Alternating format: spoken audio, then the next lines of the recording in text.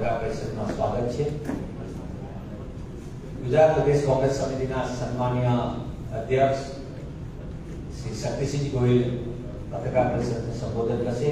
અગત્યના મુદ્દા બાબતે હું વિનંતી કરું છું માનનીય શક્તિસિંહ ગોહિલને કે આજની પત્રકાર પરિષદને સંબોધન કરે. માનનીય શક્તિસિંહ.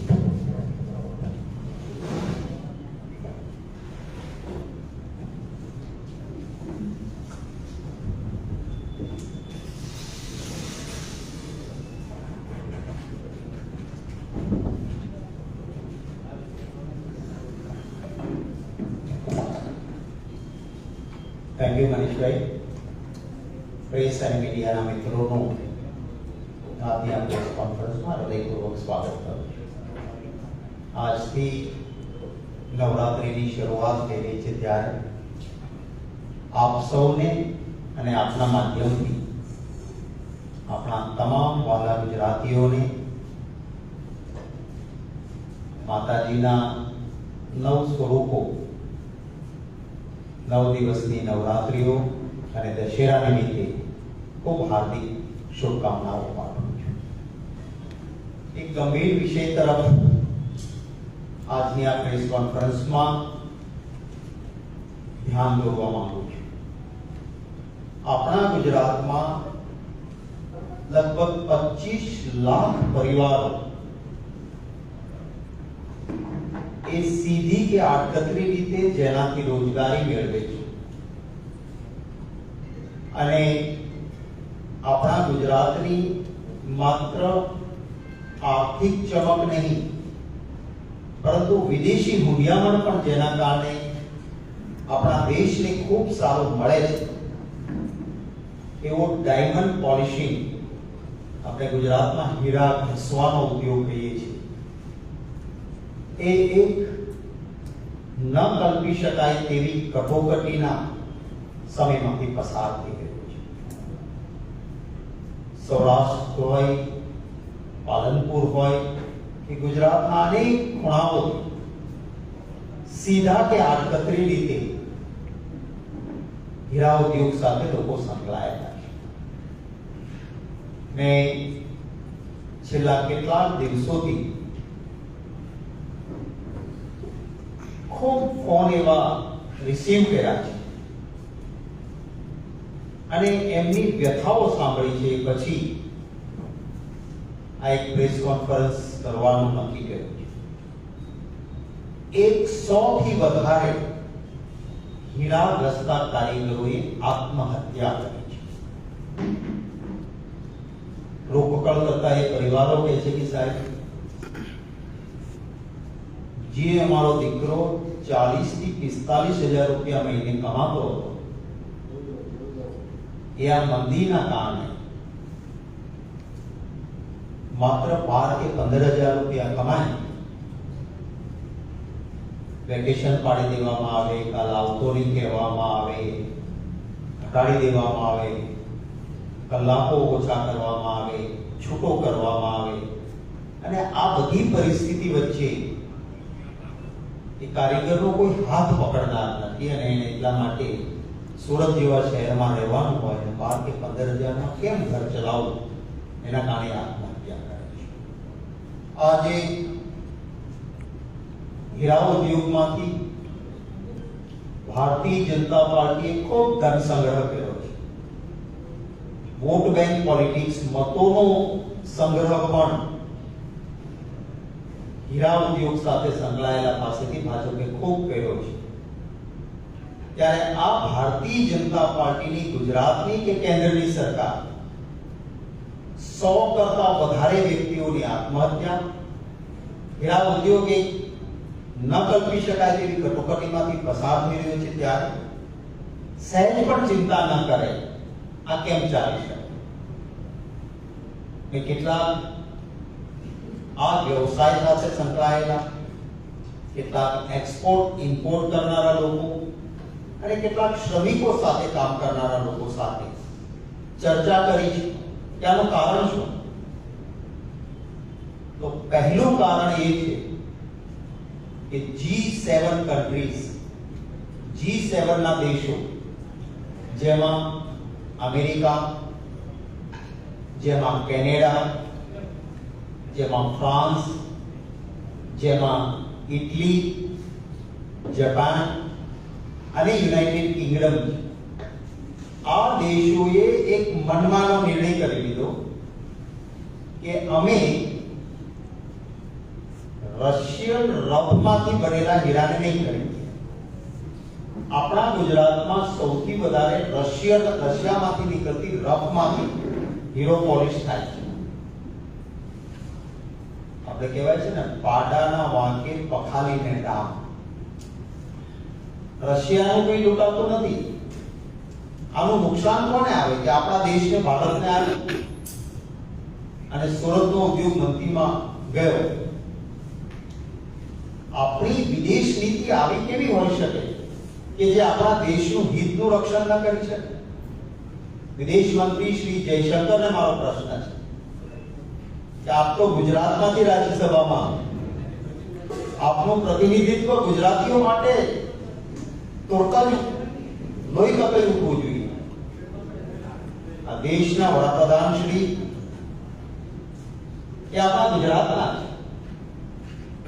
જેમને લાખો રૂપિયાનો સૂટ પણ આજ હીરા ઉદ્યોગ સાથે સંકળાયેલા પોતાનું નામ લખેલો આપ્યો હતો. ધન સંગ્રહ, પોલિટિકલ વિકાસ આ ઉદ્યોગના કારણે થયો છે, ત્યારે એમની જવાબદારી. G7 કન્ટ્રીઝ આ નિર્ણય કર્યો, જેના કારણે આપણો ઉદ્યોગ મુશ્કેલીમાં આવ્યો. વડાપ્રધાનશ્રીનો એક શબ્દ નથી આવ્યો, એક ટ્વીટ નથી આવ્યો.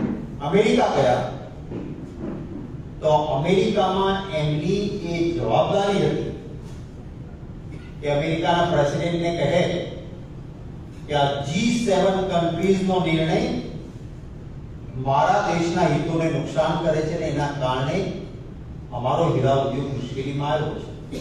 એક શબ્દ નહીં, ત્યાં છપ્પરની છાતી, લાલ આંખ, આમાંથી કંઈક તો કરવાની જરૂર હતી, પરંતુ નથી થયું. એ વાતનો અફસોસ છે ને, એના કારણે આપણા હિતોનું રક્ષણ નથી. આ મંદીનું એક બીજું કારણ છે, ચાઇનાએ એક ચાલ ચાલી અને લેબ ગ્રોન ડાયમંડ, એટલે કે લેબોરેટરીમાં હીરો બને, સિન્થેટિક ડાયમંડ. આ લેબોરેટરીમાં બનેલો હીરો પહેલા સાચા હીરાની સાથે પરખમાં જલ્દી જુદો પડી જ ન શકે. એસિડના ટેસ્ટમાં પણ એ પાસ થાય. અને ચાઇનાની આ ચાલને કેટલાક લાલચુ હીરા ઉદ્યોગ વાળાએ આપણા સુરતમાં, મેં ત્યારે પાર્લામેન્ટમાં કહ્યું હતું કે તમે આ લેબ ગ્રોન ડાયમંડની ચાઇનાની ચાલને સમજો. હું પાર્લામેન્ટમાં બોલ્યો હતો ઘણા લાંબા સમય પહેલા, જ્યારે શરૂઆત થઈ. સરકારના પેટનું પાણી તો ના હતું, કારણ કે લેબ ગ્રોન ડાયમંડના કારણે ભારતની સાચા હીરાની બાબતમાં એક પ્રતિષ્ઠા હતી કે ભારતથી પોલિશ થયેલો ડાયમંડ આવ્યો છે, it's a genuine diamond.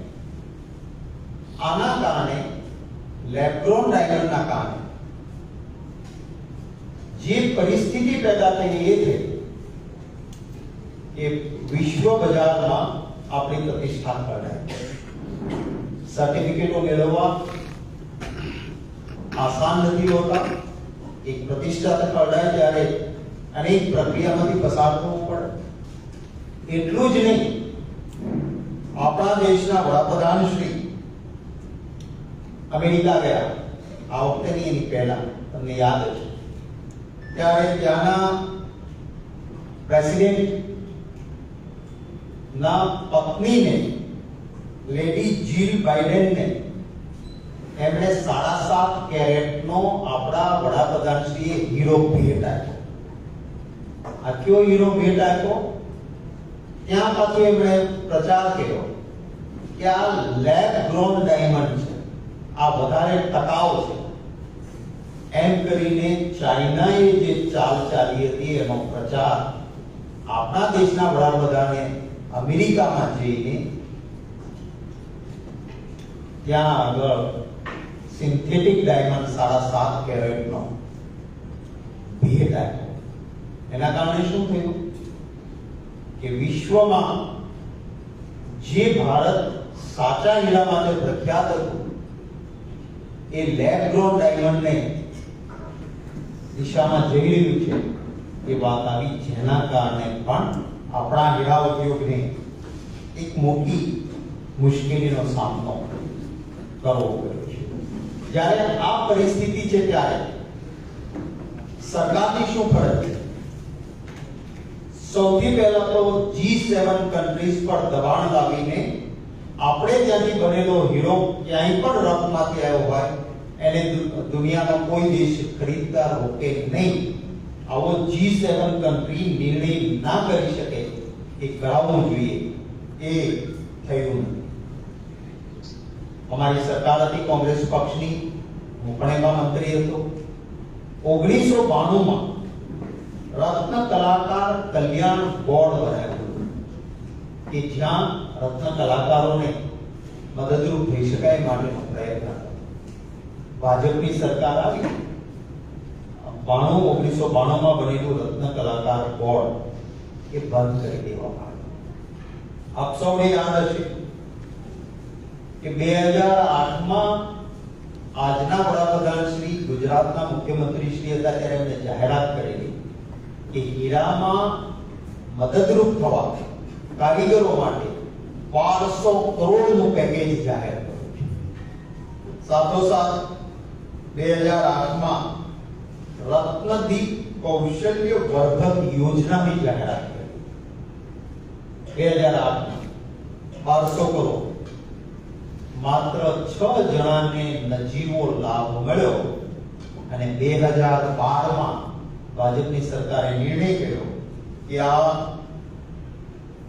Ratnadeep કૌશલ્ય વર્ધક યોજના છે એ બંધ કરી દેવામાં આવે છે. 2012 માં બંધ કરી.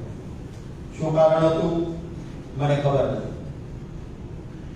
1200 કરોડની જાહેરાત પછી કોઈને કશો લાભ ના મળે. હીરા ને ઘસવાનું અથવા પોલિશિંગ કરવાનું, એને પેલ પાડવાનું, એને કામ કરનારો એક શ્રમિક છે. એ કોઈ પ્રોફેશનલ નથી, એ કોઈ વેપારી નથી. એના પાસેથી આ જે કલાકારો છે એમના પાસેથી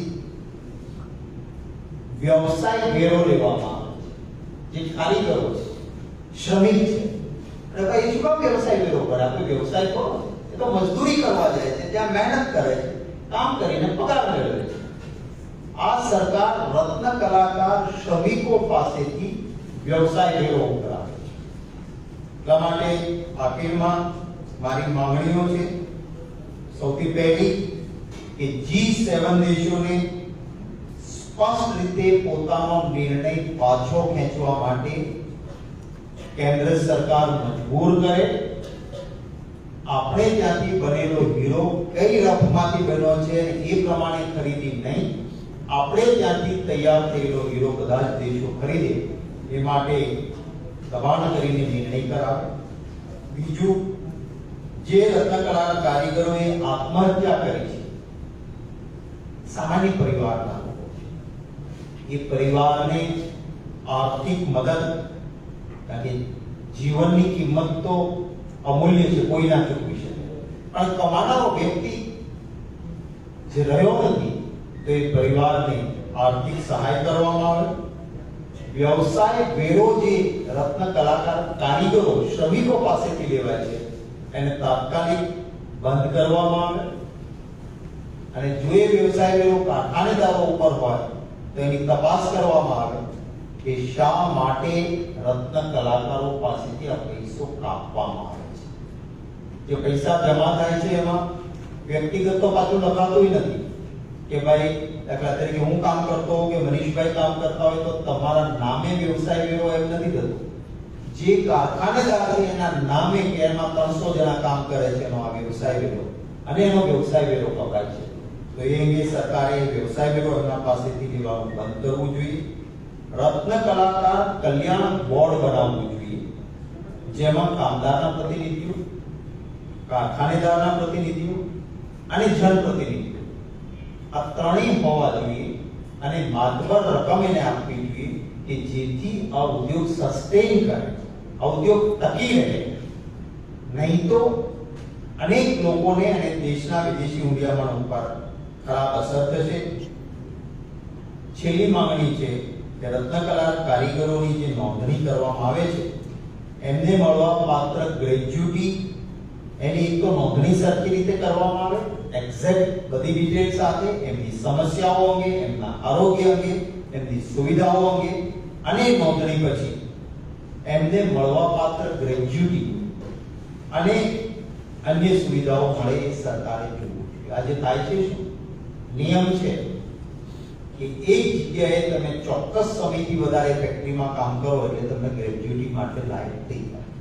લોકો શું કરે કે મેં મારા નામની ફેક્ટરી બનાવી, ત્યાં કારીગરોને કામ કરાવ્યું, થોડોક સમય થાય એટલે મારા ભાઈ મનીષભાઈ હોય તો નામ ખાલી બદલાવી નાખો, સ્થળ એ, જગ્યા જે, કામ કરનાર લોકો એ, બિલ્ડિંગ જે, પાછું નામ બદલાવી નાખે એટલે પેલો ચોક્કસ પીરિયડ સુધી ન થાય એટલે કારીગરને ગ્રેજ્યુટી આપવી ન પડે. તો આ પણ સરકારે જોવું જોઈએ. આપના કોઈ પણ પ્રશ્નો હોય તો એમનું સ્વાગત રહેશે. વિનંતી કરીશ કે 1-to-1 નો આપ આગ્રહ નહીં રાખશો. મનીષભાઈ દોશીને કોઈ બાઈટ જોઈએ તો આપના પ્રશ્નો હશે જનરલ અહીંયા પૂછો. આપના જે કંઈ પ્રશ્નો હશે એનું સ્વાગત રહેશે, પ્રત્યુત્તર આપવાનો પ્રયત્ન રહેશે. આ અહીંથી જઈને આવું કેન્દ્ર સરકાર જોડે કેટલા રૂપિયાની સહાય માંગો છો આ હીરા કલાકાર? જો આ અસરકારક ખૂબ મોટું થઈ રહ્યું છે, આની અસર મોટી છે. પહેલી વાત તો મારી એ છે કે આ લોકોએ આજ સુધી એની ચિંતા સહાયની આપણે માંગણી નથી કરી એટલા માટે કે સારો ધંધો ચાલતો. એક તો G7 કન્ટ્રીઝ વાળો વ્યવસાય વેરો આ 2-3 નિર્ણય કરે તો ઉદ્યોગ પાછો શરૂ થાય, એમના સાથે ચર્ચા કરે.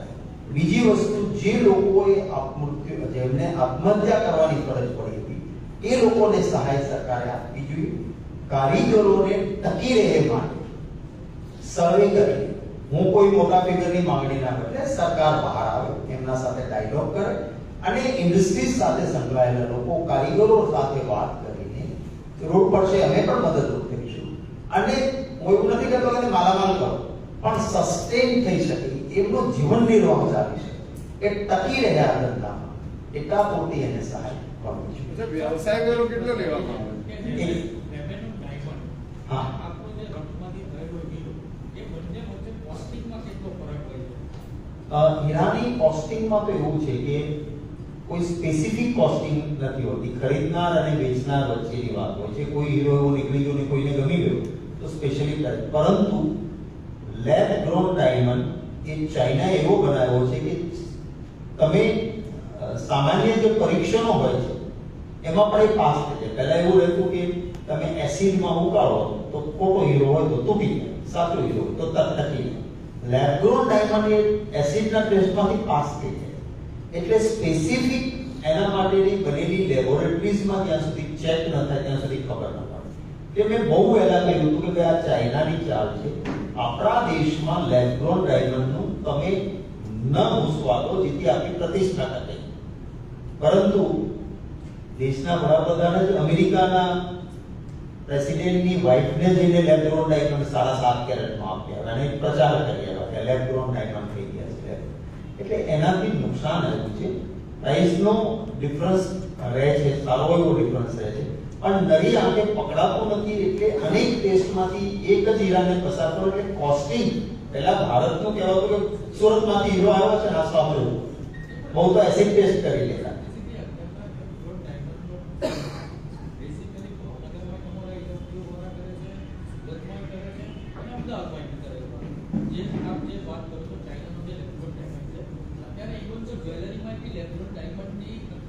બરાબર, માર્ક વધુ છે.